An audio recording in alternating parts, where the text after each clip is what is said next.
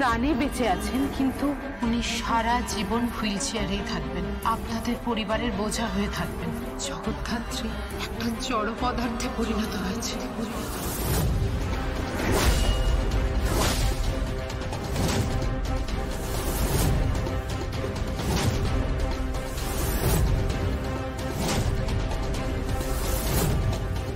আপনাকে এক্ষুনি আমার সঙ্গে ডিপার্টমেন্টে যেতে হবে।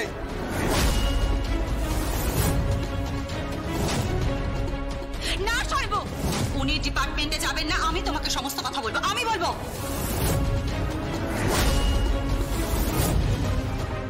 স্বয়ম্ভু, কৌশিকের কথাটা শোনার চেষ্টা করো। সরি বর্দি, বাধা দিলে তোমাকেও ডিপার্টমেন্টে নিতে হবে।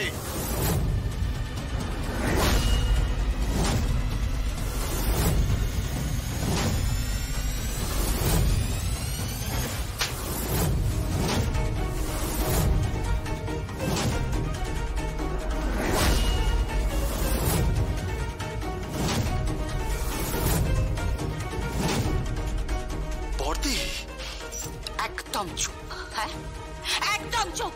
এই মুহূর্তে দাঁড়িয়ে তুমি কোন ইন্টেলিজেন্স ডিপার্টমেন্টের অফিসার নও। এই মুহূর্তে দাঁড়িয়ে তুমি শুধুমাত্র আমার ভাই। ওদিকে তাকিয়ে দেখো, আমার মেয়েটা হাউ হাউ করে কাঁদছে। প্লিজ আপনি মুখটা বন্ধ রাখুন প্লিজ। আমি তোমাকে যথাসময় সবটা নিজের মুখে বলবো স্বয়ং, সবটা। চুপ করো। তাহলে এটুকু বলে দাও, এত বড় খবরটা গোপন করেছো কেন? জগদ্ধাত্রীকে যে অপারেশন করেছে, যার জন্য জগদ্ধাত্রীর এই অবস্থা, তার ছেলের সঙ্গে তুমি বিয়ে দিচ্ছ কেন?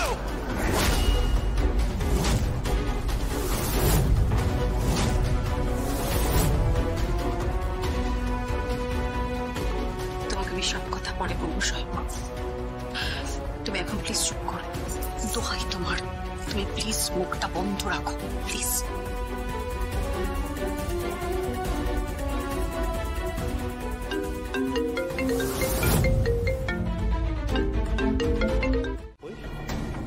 অন্তর্ধান রহস্য। বর উধার, বর মণ্ডপে এসে পৌঁছায়নি আর মেয়ে লগ্নভ্রষ্টা। একেবারে ড্রামা চলছে ইমোশনালি, বুঝতে পেরেছো আমি? ইমোশনাল একটা ড্রামা চলছে। এই প্রথম কৌশিকী মুখার্জির চালে কেউ তুরুপ করে দিয়েছে, একবারে মুখে ঝামা ঘষে দিয়েছে। কৌশিকী মুখার্জি ভাবতেই পারছে না যে ওর নিজের চালেই ও মাত হয়ে গেল। ওই সংকল্পকে বরের গাড়ি থেকে নামিয়ে একটা অন্য গাড়িতে করে এখানে পাঠাবার প্ল্যান করেছিল না? কি হলো, কি হলো মামি? এবার তো সারা জীবন ধরে আফসোস করে যাবে যে আমার জন্য আমার মেয়েটা লগ্নভ্রষ্ট হয়ে গেল। সংকল্প কোথায়? ওকে দিব্যা সিং তুলে নিয়ে গেছে। কোথায় কোথায় জানি না, জানি না মামি, তবে ওকে খুঁজে পাওয়া ভগবানের অসাধ্য কাজ। তবে 9:17 অব্দি তো বিয়ের লগ্ন আছে, তার মধ্যে তো বিয়েটা আবার শুরু করতে হবে। সে তো পৌঁছবেই না, তবে আমার মনে হয় ওই বিয়ের লগ্নের মধ্যেই না ও।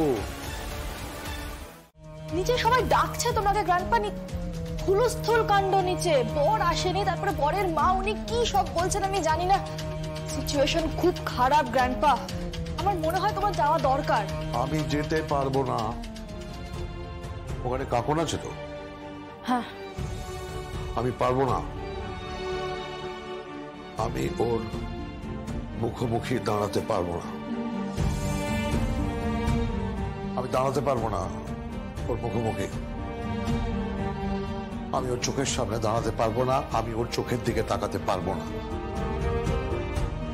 ও নিশ্চয়ই এখন কোণের সাজে বসে আছে, এই এক্সপেকটেশন নিয়ে যে একটু পরেই ওর বর আসবে, উলুধ্বনি হবে, শঙ্খধ্বনি হবে, তারপর পিঁড়িতে করে ওকে বিয়ের মণ্ডপে নিয়ে যাওয়া হবে,